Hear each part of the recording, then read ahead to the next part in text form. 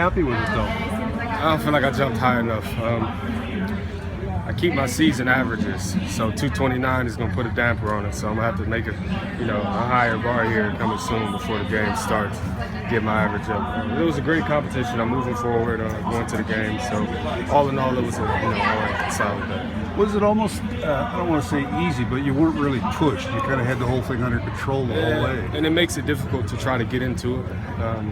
At that point, you see I didn't miss a bar until I went out. So it kind of makes it very difficult to get into it when you've had, the competition won. So there was no point in the competition where I was, no pun to those guys, but in a position that I was really, being pushed or competing. So it was kind of, I had it under control, I was moving really well, making bars, just basically fixing everything to try to get to the pinnacle, a higher jump, and I just didn't get it together. The enthusiasm, dwindled a little bit, but it's all good. The weight was lifted off my shoulders after I won, and it was a great competition, and I commend that guy who took second.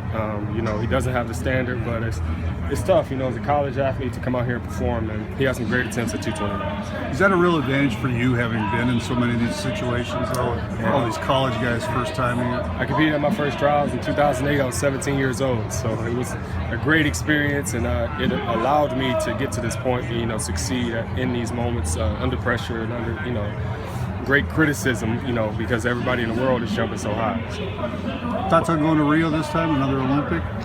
I'm just trying to jump higher and win, win a medal. Being in second is a tough position, to take a medal in second place in 2012 because you're grateful you're not in third, but you definitely want to win. So I'm just going to compete at a high level, have fun. You said, obviously the kind of front runner for so long among the Americans.